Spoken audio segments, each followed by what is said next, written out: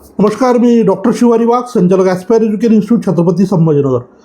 विद्यार्थी मित्रांनो, जोशाच्या वतीनं 2026-27च्या प्रवेश प्रक्रियेसाठीची प्रक्रिया 2 जूनपासून सुरू झालेली होती. 1 तारखेला आपल्याला जे ॲडव्हान्सचा रिझल्ट प्राप्त झाला आणि त्याच्यानंतर लगेचच ही प्रोसेस सुरू झालेली आहे. या प्रोसेसमध्ये कुणी भाग घ्यावं याबद्दल आपण सविस्तर एका व्हिडिओमध्ये बोललेलो आहोत. परत एकदा कुणी या प्रक्रियेत पार्टिसिपेट केलं पाहिजे, कारण महाराष्ट्रातील तमाम विद्यार्थी आपले व्हिडिओ पाहतात, पालक व्हिडिओ पाहतात आणि बऱ्याचदा त्यांचं कन्फ्युजन होतं की नेमकं आता आम्ही याच्यात पार्टिसिपेट करायचं की महाराष्ट्राच्या प्रक्रियेसाठी थांबायचं. तर थोडंसं परत एकदा सगळ्यांना सोप्या भाषेत समजावं म्हणून एक हा व्हिडिओ तुमच्यासाठी शेअर करतो आहे. त्यामुळे आपण हा व्हिडिओ शेवटपर्यंत पहा आणि गरजू मुलांना नक्की शेअर करा. सगळ्यात पहिले कुणी भाग घ्यावा? असे विद्यार्थी ज्यांनी जेई मेन्स अटेंड केलेली होती, 2 अटेम्प्ट मुलांनी त्या ठिकाणी दिलेल्या असतील आणि ज्या जेई मेन्सच्या सेशन 1 असेल, 2 असेल, ज्याच्यामध्ये त्याला हायेस्ट स्कोर आहे, जो साधारण 96% आहे, अशा मुलांनी जोशामध्ये नक्की पार्टिसिपेट करावं. काय संधी उपलब्ध होऊ शकते जेई मेन्सच्या या स्कोरवर? तर त्या विद्यार्थ्यांना NIT, IIIT आणि government funded technical institute GFTIS या ठिकाणी त्यांना प्रवेशाची संधी मिळू शकते. परंतु ह्या जेई मेन्सच्या स्कोरवर जर एखाद्या विद्यार्थ्याला NIT किंवा IIIT मिळत नसेल तरी महाराष्ट्रामध्ये मात्र मग त्यांना चांगलं कॉलेज त्या ठिकाणी उपलब्ध होऊ शकतं, मिळू शकतं. मग या सगळ्या परिस्थितींमध्ये विद्यार्थी पालक संभ्रमात पडतात, मग आम्ही जोशामध्ये भाग घ्यावा की नाही घ्यावा. परंतु माझा सल्ला असेल की तुम्हाला एक संधी उपलब्ध आहे, एका चांगल्या रेप्युटेड इन्स्टिट्यूटला प्रवेश घेण्याचं एक ऑप्शन उपलब्ध असेल तर आपण नक्की या प्रक्रियेत भाग घेतला पाहिजे आणि जोशाच्या माध्यमातून NIT, IIITच्या कॉलेजेसमध्ये ॲडमिशन मिळण्यासाठी प्रयत्न नक्की केला पाहिजे. ज्या मुलांची आर्थिक बाजू बऱ्यापैकी चांगली आहे ते मुलं GFTIS government funded technical institute याचासुद्धा पर्याय त्या ठिकाणी ते निवडू शकतात. थोडक्यात काय, जर पर्सेंटाईल चांगले आहे जेई मेन्समध्ये तर नक्की आपण जोशामध्ये पार्टिसिपेट केलं पाहिजे.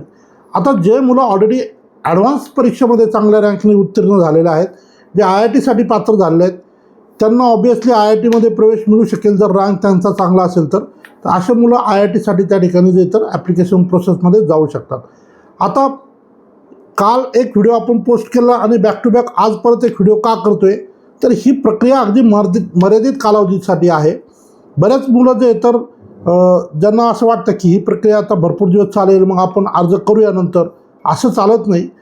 रजिस्ट्रेशन, तुमचं चॉईस फिलिंग, तुमचं डॉक्युमेंट अपलोड करणं आणि तुमचं सीट ॲक्सेप्टन्स फीस भरणं, या सगळ्या प्रक्रियेसाठी जे तुम्हाला एक लिमिटेड कालावधी त्या ठिकाणी उपलब्ध आहे. रजिस्ट्रेशन प्रक्रियेत तुम्ही 7 तारखेपर्यंत जाऊ शकता. त्यानंतर एक मॉक सीट अलोकेशन उपलब्ध होईल 8 तारखेला. त्याच्यात तुम्हाला प्रेफरन्सेस रिशफल करता येतील आवश्यक असेल तर. त्यानंतर परत 10 तारखेला एक मॉक अलोकेशन उपलब्ध होईल आणि मग या माध्यमातून डॉक्युमेंट अपलोड करणं, फीस पेमेंट करण्यासाठी साधारण 10 तारखेला सायंकाळपर्यंत वेळ आहे आणि 11 तारखेपासून हे तुमचे जे चॉईसेस आहेत ते लॉक होतील आणि पुढचा राऊंड जो तो मला वाटतं 13 तारखेला त्या ठिकाणी जो तो डिस्प्ले होणार आहे. म्हणजे थोडक्यात काय, जी काय संधी उपलब्ध आहे ती पुढचे 2 दिवस तुमच्यासाठी उपलब्ध आहे. 6 जून आणि 7 जून या दरम्यानच्या काळामध्ये आपलं registration, choice filling, document uploading आणि फीस पेमेंट या सगळ्या प्रक्रिया आपण त्या ठिकाणी पूर्ण करणं अपेक्षित आहे. सो ज्यांना नक्की चांगले गुण असतील जेई मेन्समध्ये, अशा मुलांसाठी ही वेळ अतिशय महत्त्वाची आहे. जर आपल्याला नंतर कळलं की आपण जोशामधनं एखादं IIITचं इन्स्टिट्यूट मिळालं असतं, आपण प्रयत्न करायला पाहिजे, तर नंतर काय उपयोग होणार नाही. आज आपल्याकडं वेळ उपलब्ध आहे, आज आपल्याकडं स्कोर उपलब्ध आहे, तर आपण नक्की या प्रक्रियेत गेलं पाहिजे. जे कॅटेगरीमधले मुलं आहे, SC ST कॅटेगरीमधले, त्यांचा स्कोर कमी असेल तरी त्यांनी ती संधी घेतली पाहिजे. आता आजच आपण एका स्टुडंटचं कॅटेगरीमध्ये, ST कॅटेगरीमध्ये त्यांचा फॉर्म भरला आहे. त्यांचा रँक इतका चांगला आहे की त्यांना IITला CS ब्रांचला ॲडमिशन मिळेल. म्हणजे थोडक्यात सांगायचं काय की ही संधी वेळेत जर आपण नाही घेतली तर नंतर आपल्याला चांगले गुण असूनही या प्रक्रियेत परत पार्टिसिपेट करता येणार नाही. मग हे 6 राऊंड झाल्यानंतर CSAB राऊंड असतो, ज्याच्यामध्ये 2 राऊंड परत एकदा होतात, स्पेशल राऊंड, त्यामध्ये परत पार्टिसिपेट करता येईल. परंतु त्यामध्ये संधी लिमिटेड असते, कारण मेजर ज्या चांगल्या जागा आहेत, चांगल्या सीट्स आहेत त्या भरलेल्या असतात या 6 राऊंडमध्ये आणि मग जे काय थोडेफार नॉन रिपोर्टिंग सीट्स असतात त्या CSAB राऊंडमध्ये उपलब्ध होतात. त्यामुळं ही एक चांगली संधी आहे. ज्या मुलांना जोशामध्ये चांगला स्कोर आलेला आहे, जेई मेन्समध्ये चांगला स्कोर आलेला आहे, अशा मुलांनी जोसामध्ये पार्टिसिपेट करावं आणि IIT, IIIT, NIT आणि GFTIS या सगळ्या इन्स्टिट्यूटमध्ये प्रवेशासाठी आपण नक्की प्रयत्न करावा.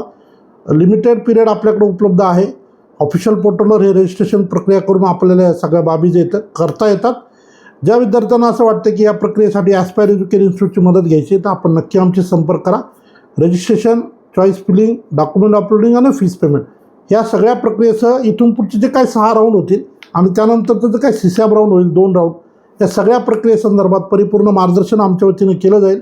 आणि जे मुलं ज्यांना चांगला स्कोर आहे नक्की अशा मुलांनी याचा नक्की फायदा घ्यावा हे आवर्जून या ठिकाणी सांगतो आणि थांबतो. धन्यवाद.